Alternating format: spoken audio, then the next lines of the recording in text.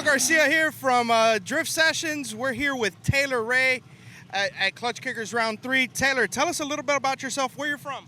I'm from originally Georgia, now live in basically Orlando, and been drifting for a while, long time.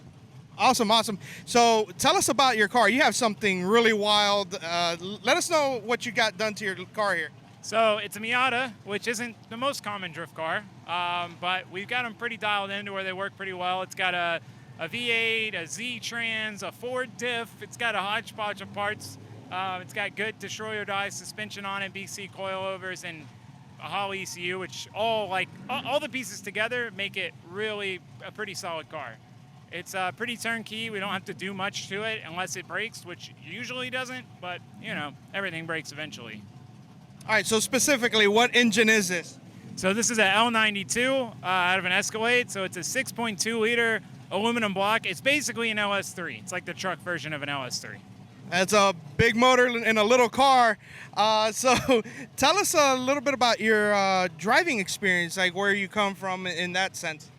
So I started drifting back in like 2011. A friend of mine just happened to get me into it. I had no interest in it. And I got this car. He's like, it's got a limited slip. You got to drift it. And I was like, okay, for sure, I'll try. And I drifted pretty steady for a couple years, 2-3 years. And then I just had broken cars and couldn't get a car together for 4 or 5 years. And then I bought this car, and then I kept blowing the turbo motor up. And then I bought another car and then built this car. But I've been driving steady for like the last 4 or 5 years, like steady. Before that, it was like a 4-year gap, really. Okay, awesome.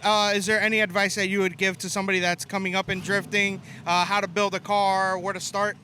Get a simple car. The closer to stock the car is, the more reliable it would be always. Like the OEM manufacturer knows how to put it together better than we do. So get a simple car and drive. You see so many people, they drive a little bit, they get okay, start getting confident, their buddies are pumping them up, and I gotta go compete, I gotta build a comp car. And then they burn themselves out because it is expensive to do this. Drive. I drove years. I've driven for probably 8 years before I competed, but 3 steady years of just driving every event tandeming before I started competing. I definitely could get behind that. What about your sponsors? Who would you like to shout out? Holley has helped a ton with the car. I mean, they make so many parts. They own so many companies, and they're just always down. If I need something, they're right there. BC Racing, I used to work for them. They make great coilovers. I have the DS series. Destroy or die suspension. That's what really makes these cars work. We have front and rear drop knuckles. The stuff they're tanks. We can dirt drop, we can get smashed into, and the stuff just holds up. It's wild. Texas Speed for the engine components, the cam, and all that stuff. Is there more? I feel like I'm going to miss someone. Koenig Wheels. Supply me with wheels.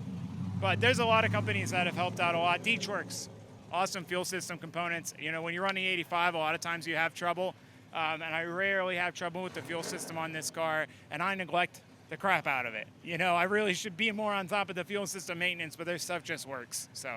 Yeah, it's great to have all these people behind you. I mean, your car obviously works very well. Tell us how they can find you on the internet. Taylor Ray on YouTube and Taylor Drifts on Instagram. That's pretty much the only ones I really use. That's awesome. Guys, this is Taylor Ray. I mean, this car is a weapon out here at Clutch Kickers. Taylor, thank you very much. Thank you. It was nice talking to you guys. Same here. Thank you. Stay tuned for more.